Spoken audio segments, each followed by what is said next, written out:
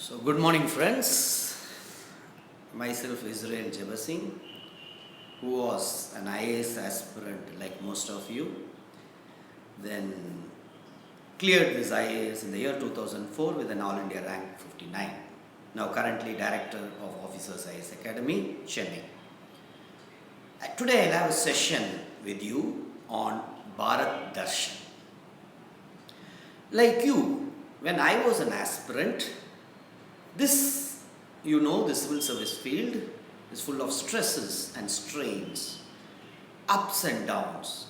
Many a times, whenever I was demotivated, threw away the books, immediately these words, Bharat Darshan, used to motivate me. Again, I used to take those books so that one day I can go for this Bharat Darshan.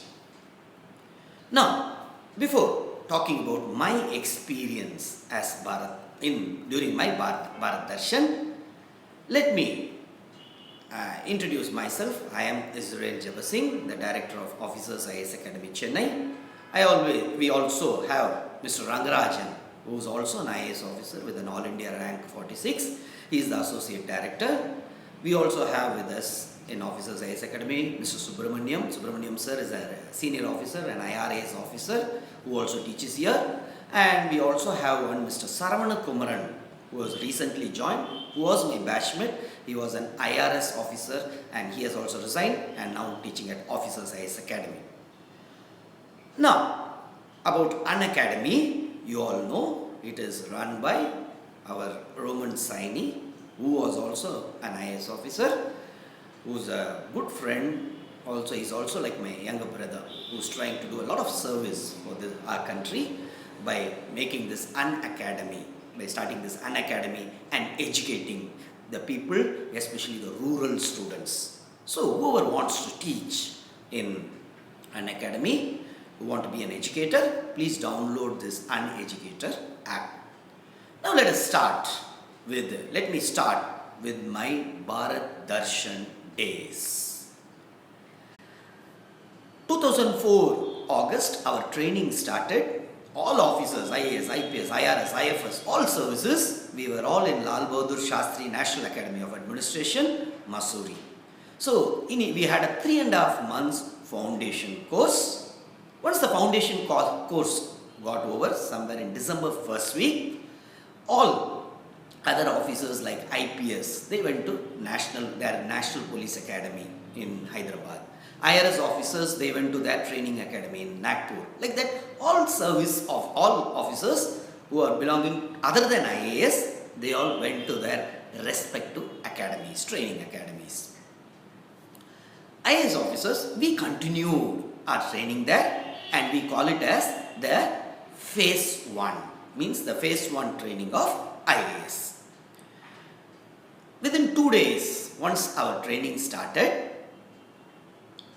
our course coordinator, one madam was there. She came and announced that the much awaited Bharat Darshan will start within next 2 days. She also told us it will be for a period of 2.5 months and it is called as winter study tour.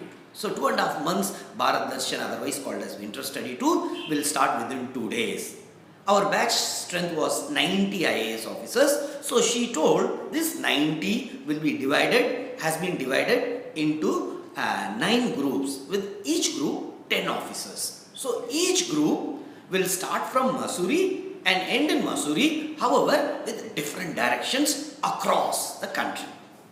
So she also told one person in the group will be named as the group leader, and that person has to coordinate this entire 2.5 months Bharat Darshan.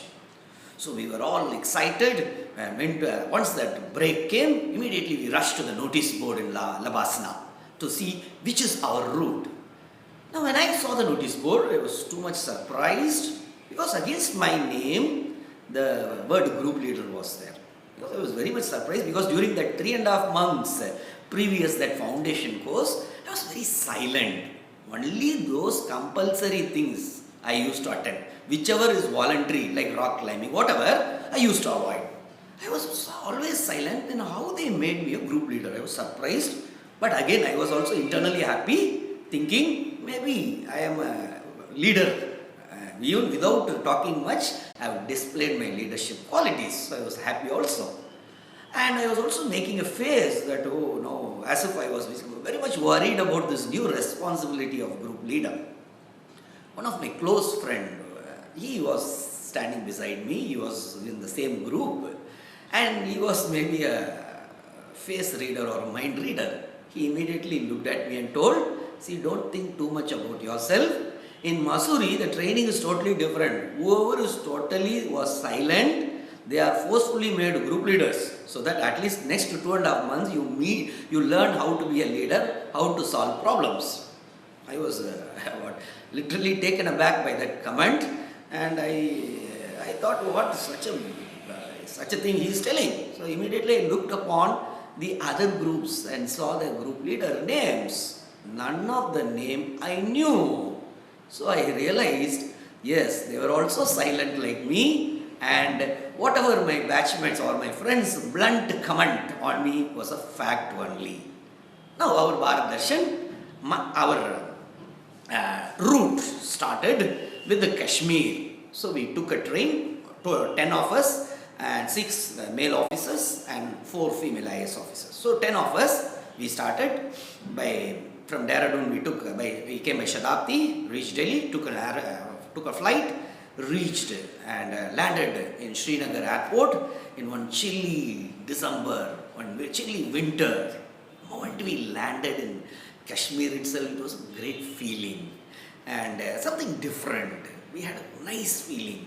And then there was an army officer who was waiting for us. He was a liaison officer for that entire 10-day military attachment for us, our army attachment. So he took us to the army camp in Srinagar. There we took dinner. And then next day, early morning, we were taken to Kupwara district. Now Kupwara is the border district in Kashmir. So our attachment was there. So we were taken in army jeeps, 4 or 5 jeeps, we were all taken.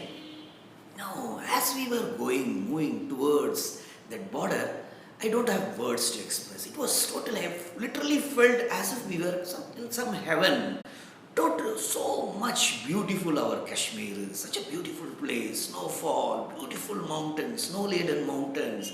On the way we could meet so many of our Kashmiri people who are all wearing that, they call, due to that intense winter, instead of not only sweaters, they have a unique way of heating themselves. They keep some kangdi. So with the fire pot, with charcoal and all. So it was so nice. It was so good to go across that area. Finally, we reached our border post in Kupwara. The last stretch, it was not that was not roadworthy or jeeps could not move. So last 5 kilometers we had to trek. With full snow boots up to knees. There was snow. So we all 10 of us walked and finally reached that border post. And that post we were staying in the bunker for next 7-8 days. Now friends, we were basically in the border post, Pakistan post also, even Pakistani soldiers also we could see from here. Now friends, I have heard about snake bite, dog bite. At first time in my life, I heard something, there is a concept called snow bite. Now what is the snow bite? Our army Jawans, many of them, now, due to that intense cold waves, they lose their fingers, and this is called as snow bite. We were taken aback how much sacrifices they are making for us to be peaceful within our country. Now, as our training was going on, we were staying in bunkers along with our Jawans. Now, one of the Jawan, he was having one in his bag, he was having one cricket bat and ball. Just I wanted to start a conversation. So I asked him, what you want to play? You also play cricket in this snow-laden mountain. Then he told, no, sir. Yesterday I went to Srinagar on official duty. I went there. I found this cricket bat and ball. So I bought it. Because last time, once in 6 months only we get leave. And during my last visit to my village, my son told me, Dad, please bring me a cricket bat. Now, he told, next week my leave is due, so I am taking the cricket bat for my son. Friends, literally I was shaken inside because till that point of time I always thought, no, our Jawans mean they're like robots. No, first time I realized our Jawans are having their sons, daughters, wife, mothers, fathers waiting for them back home in their villages. And so much sacrifice they are making. Many a times they don't return during the leave. They are returned in boxes in case if they are caught in the shelling from the enemy side. So realize what a life they are living, what a sacrifice our Jawans are making for us to live peacefully within our country. Now, 9 days or 10 days army attachment got over. Somewhere December end, we came back to Srinagar with full of experience. Our next attachment was Dr. Varghese Kurian's cooperative movement attachment. So, who was Dr. Varghese Kurian? You all know he is the father of Milk Revolution. So, we took a train from Jaipur, then we reached a place called Anand in Gujarat. So, we got down in Anand, all 10 group members. Then 2 days we were attached with that cooperative movement called Amul. So first day we saw all that, how the milk factories and all, how the pasteurization they undertook this pasteurization process and all. And after that we also were taken to the nearby villages, how they are collecting that milk and other things, and how from the poor people of that area, and how this cooperative movement as such was taking place. Next day was our most important day because we had a meeting with Dr. Varghese Kurian, who was the father of Milk Revolution. So we were all waiting for that. So finally we were taken to that conference room where Dr. Kurian was there to address us. Now, before we left Masuri itself, one thing they warned us in Labasana is Dr. Varghese Kurian does not like IAS officers. So be careful, don't touch that sensitive topic. So we were all prepared. So I also grouped all of my colleagues there in our group. We should not talk about it and all. So then Dr. Varghese Kurian, we introduced us to him, and he also talked about, he gave us a wonderful presentation, very thought-provoking presentation on how this milk revolution happened, how he gave up his lucrative career in Tata Steel and came up and lived next 50 years with the milk and cows. Then it got over. So as a group leader, I was about to get up and give that vote of thanks. When I was just standing up, suddenly one of my batchmen dropped that bombshell. He immediately asked, "Sir, I want to ask one question. Why you don't like IAS officers?" Now all were taken aback, and still I remember his face, Korean sir's face also changed little reddish. So we didn't know nothing, no more. It started, bomb dropped. Then he told, "Yes, I don't like IAS officers. Because, see, all of you people are all intelligent. However, next to 25-30 years or 35 years, you people will work in different departments. One day in agriculture, one day in rural development, another day in education. Then you become jack of all, but master of none." Now, Dr. Kurian was telling, I was not very intelligent and all. However, I lived my life with the cows and milk for 30-35 years. That is why or 50 years. That is why this milk revolution happened. We realized what he said was true. Immediately I rushed and told the vote of thanks and came out. But we also realized one important thing. What he told was there was a point. So